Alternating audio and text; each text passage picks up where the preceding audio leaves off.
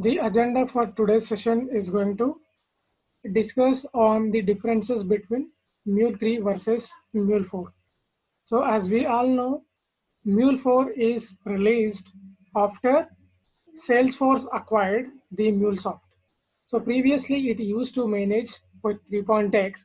Once the acquired by Salesforce, the major version released Mule 4.x in sometime 2018. So these are the differences between Mule 3 versus Mule 4. These differences might help you in migrating your application, the currently running application in 3.x to 4.x. So the people who are started using MuleSoft in their organization in recent past, they are directly using 4.x, but majority of the companies are the people who are already using MuleSoft and running their applications in Mule 3.x, then definitely they have to upgrade their Mule 3.x applications into Mule 4.x because the support for Mule 3.x is going to be disconnected or discontinued from 2024 onwards. So by that time, your applications must and should go to Mule 4.x version. So I'm just quickly calling out the differences.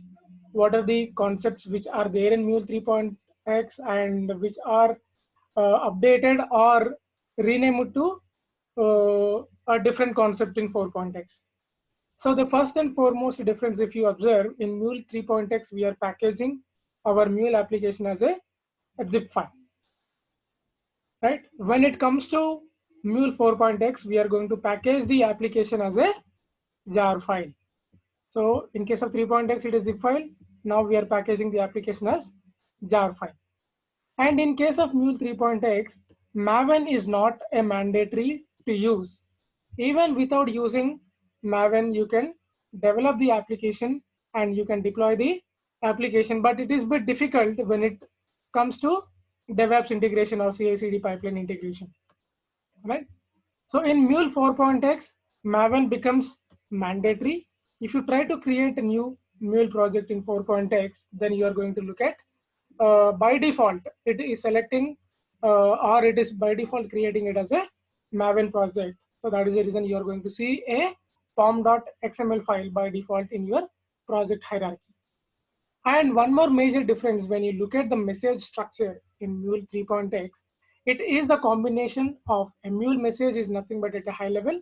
It consists of payload as well as a set of inbound properties, as well as it is consisting of inbound attachments too, right? So this is how you are going to access any inbound property. Suppose example, if you want to access a query parameter whose name is name, which is sending from the any HTTP client, you have to, this is the Mule expression language syntax in order to access a query parameter, right? So message dot inbound properties followed by the query parameter. http.query.param is the name of the parameter and the name of the key that you are going to access. But when it comes to Mule 4, the complete message structure is modified.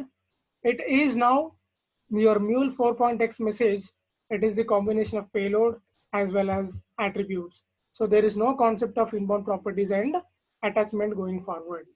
And the way the variable names also changed a bit. It is like example, if you want to access the same variable name of type query parameter, this is the syntax: attribute dot query param. See the difference, directly query param, but here http dot query dot param, right? Directly we can call the query param followed by name of the a variable that you are interested in out of the a mule message. And one more significant difference that is added or removed from Mule 3.x to 4.x, if you closely observe. So we have the various exception handling strategies in Mule 3.x called catch exception strategy, and we have choice exception strategy, we have reference exception strategy, and we have rollback exception strategy. So your catch exception strategy is a generic exception, no matter what the exception it is, be it a file not found exception, be it a SQL exception, be it a 500 error, be it a certificate related exceptions, no matter what the exception type it is, if you use the catch exception for all the exceptions in the processing flow, the same block will be executed. If encounters in the first phase itself in the process sequence, your mule flow will be terminated. So if you want to handle a specific exceptions like database exception, if you want to handle in a different way, if it is a file handling, if you want to handle in a different way. So in such cases, Mule 3.x is provided in the form of a choice exception strategy. But it is the third one is reference exception strategy. It is widely used exception strategy in 3.x because you really need not to rewrite the exception logic in the application. If your application contain multiple flows, if you want to reuse the existing exception logic which is present in one flow, if you want to reuse, you can use with the help of reference exception strategy, right? And then the rollback exception strategy, and rollback exception strategy which probably you can use with the transaction scope related connectors, like if you are using an FTP connector, or so if you are using a database connector, or if you are using a VM connector or a JMS connector, the appropriate exception handling strategy where you can apply the rollback exception strategy. So these things are completely removed and they are come up with a new approach which is very much in line with the Java design principles in order to handle the exceptions. The first one is on error continue. If you're using the on error continue, if there is any error occurred in your flow, it is not going to terminate your flow in the middle. It will continue to execute the rest of the process in the flow. When it comes to on error propagate, if you are using the on error propagate mechanism, if any error comes, right, in its subflow, it is cascading that error message to your main flow. But it is not in the case of on error continue. Even though if you are facing the errors in your subflow, those errors are not going to be cascaded to your main flow. And the third one is try and catch scope. It is very much similar to try and catch where we are using in Java world. It is also the same thing. And the next major difference, if you observe, so we have the various type of variables available in 3.x called flow variables, session variables, and record variables. So in 4.x, they are completely modified the approach. They removed the session variables and record variables, and they are using only flow variables. Because of the confusion it is creating session variables and record variables, even though they have extensive knowledge on the Mule, but unable to predict the output in some scenarios, and which is giving a lot of confusion for the beginners who are working on or who are trying to adapt, who are trying to migrate, or who are trying to switch their career into Mule, which is giving some sort of problem.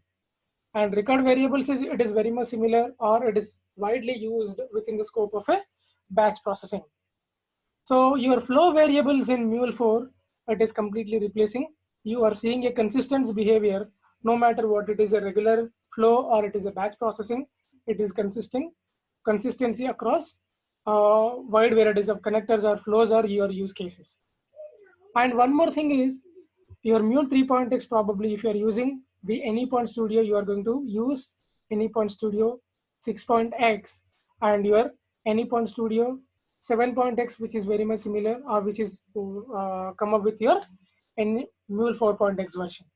And if you look at the look and feel of the 6.x screen as well as the 7.x screen, there is a lot of differences, right? The look and feel, the connectors, transformers, the how you are accessing previously the IDE, your integrated development environment, the appearance is different, and the way you are trying to drag and drop the connectors is also a bit different. And one more difference is, if you observe, yeah, there are no concept of filters anymore. Filters are completely replaced with your validation framework going forward. And like example, if you observe, we have a filters like AND filter, we have the R filter, these are the aggregation filters, and we have the regular expression filter, we have the wildcard filter, right? So we have various filters we have available, but so you're not going to see the filters anymore in 4.x. This is completely replaced with the validation framework, which is much more easier to use when it comes to applying any filters on top of your payload, on top of your mule message. It can be anything. It is very much easy and convenient way of using for the filtering purpose. And one more important difference, your mule expression language, and in 3.x, if you look at, you can use mule expression language and you can use data weaving, and you have the global functions concept in order to handle the, or in order to transform your mule message, right? So you can apply the MEL for the a small piece of code, or if you want to write your global functions, which can be shared across multiple mule flows, right? So, but in case of mule 4.x, we don't have any MEL, right, which is completely replaced with data weave concept. For even small expressions, right, you have to compulsory write the data weave language. So it becomes the default data weave scripting language is the default scripting language. The version, if you look at 1.x to the 2.x. If you look at the data weave version in 3.x, it is 1.0. It comes to data version is 2.0 when it comes to 4.0. And there are a lot of modules which are added. Suppose example, modules like crypto module, right? So crypto module is added in order to encrypt or decrypt your messages, like example MD1, MD5, SHA-1 algorithm. So these are the various algorithms that you can apply in order to encrypt your data. Especially suppose example, if you want to suppose the credit card numbers or debit card numbers or phone numbers, date of birth, if you want to have any confidential data, you would like to encrypt, or you would like to display only part of the your mule message, right? Then the ideal approach is to use the mule encrypt module, right? So here you can use the crypto module in order to get the benefit of encryption. And the Java module is also enhanced. If you want to create the Java object, it is very much more easier in order to access Java classes, or if you want to invoke Java methods, right? It is very much easy in case of data weave within Mule 4.x. And if you come out of the AnyPoint Studio and regular connectors configuration, if you look at the RAML, your REST API modeling language, where we are predominantly using in 3.x for the API documentation purpose, right? So we don't have any specific API documentation tools prior to RAML, unlike people used to use WSDL files when it comes to SOAP-based web services, but the industry is widely moving towards RESTful web services adoption across all the domains, be it fintech, be it insurance, be it e-commerce, be it healthcare domain. So people are started widely using the REST APIs, but we don't have any sophisticated mechanism in order to provide the API documentation. For the first time, Mule is come up with a concept called RAML. Using the RAML concept, you can provide the API documentation. So in 3.x, the RAML version is 0.8. In 4.x, the RAML version becomes 1.0. And we have one more feature which is added called DevKit. If you're not satisfied with the existing connectors, though Mule is providing a wide range of connectors within the box, and even communities supporting a wide range of connectors. Like example, by default, you cannot see a connector called Google Spreadsheet. So if you are interested in integrating your Mule application with Google Spreadsheet, you can go and get the connector from the exchange. PeopleSoft, and similarly NetSuite and Workday connector. So all these out of the box connector is provided by your community. If you're not satisfied with the existing connectors, and or the connectors are not satisfying your requirement, you can enhance the existing connectors behavior by writing your own connectors. So in 3.x, people used to use the DevKit concept in order to write their own connectors. But the DevKit is completely replaced with SDK, Software Development Kit. In 4.x onwards, if you want to use, or if you want to develop your own connector, you have to use the SDK. And of course, this is not a new feature which is part of the Mule 3.x to 4.x, but your MMC, Mule Management Console, is decommissioned, and this is typically used in order to manage your on-premises deployed Mule application, be it start, stop, or if you want to look at the metrics, right? If you want to apply any policies, people used to use the MMC, but this is completely, you have to use the cloud-based solutions, or it is a web-based solution which is provided by the MuleSoft. You have to use the Anypoint platform in order to manage your applications. Like example, if you want to apply policies like client enforcement policy, or be it rate limiting, throttling, or any LDAP based or OAuth based policies, if you want to apply on top of your API, right, then you have to use the Anypoint platform. All right.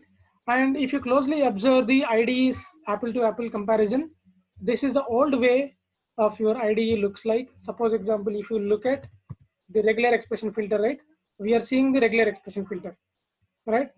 If you try to use the wildcard, you are going to see the wildcard filter. And this is my new Anypoint Studio.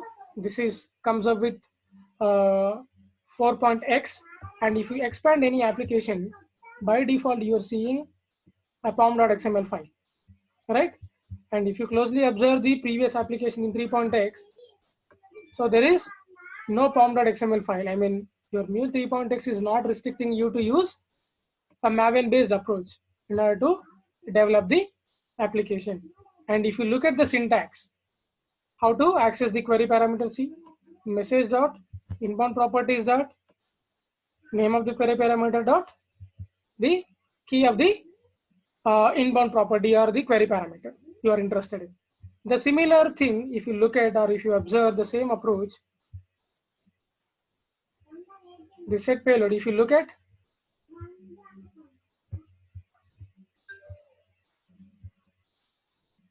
just hang on for a second. And if you look at how we are accessing, see, so your inbound properties are replaced with attributes, and your query params dot name of the value, right?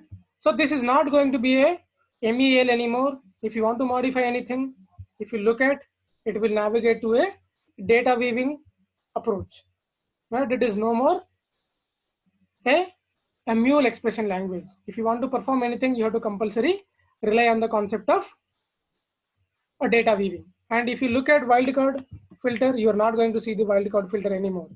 For everything, you have to use the validation framework. If you want to apply IP address checking, is a URL, is blank, is EML. So there is a sophisticated validation framework which is included. And one more thing, there is a new module called Spring module which is added in order to work with Spring based model. The people who are coming from the Java background, they can easily correlate. That is a new addition of the Spring, right? That is one more module that you can add. And if you look at the accessing model, right, suppose example, if you try to drag and drop the HTTP, see, so you are seeing the difference, right? The HTTP listener, and we have the different version of the HTTP connector. So previously, if you drag and drop the HTTP connector in the source section, it is acting as a listener. The same HTTP connector, if you try to drag and drop the process section, it is acting as a requester. But in case of Mule 4, it is a clear distinguish between which went into which section, be it go into a source section or it go into a process section. And if you look at the databases also and try to type the database, see, so before you drag and drop itself, it is providing the option to select the operation.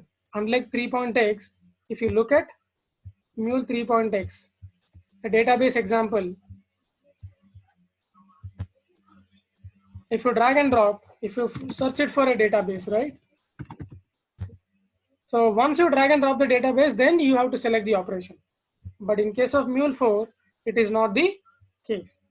You just simply select the operation, drag and drop automatically. It is one step is reduced in order to select the operation with Mule 4.x, right? So there are a lot of connectors are updated, especially batch processing. So batch processing has significant updates with respect to Mule 3.x to Mule 4.x.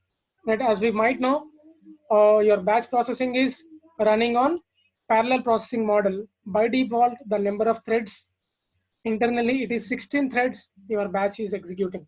I mean, if you drag and drop a batch connector, internally it will span to 16 different threads, right? So the performance wise, it is much more increased in Mule 4.x, and there is a concept called uh, class loader isolation. Probably it is too hectic to understand. The people who are uh, does not contain any Java background or any server level infrastructure concept, it is a bit hard to understanding, but it is a good feature which is added as part of the Mule 4.x as well. Thank you, everyone. These are the various features which are included as part of the Mule 4.x migration. These are really helpful. The people who are worked on 3.x, and if they are facing any interviews, right? If they are trying to attend any interview, these are the definite questions that you might expect in your interview as well.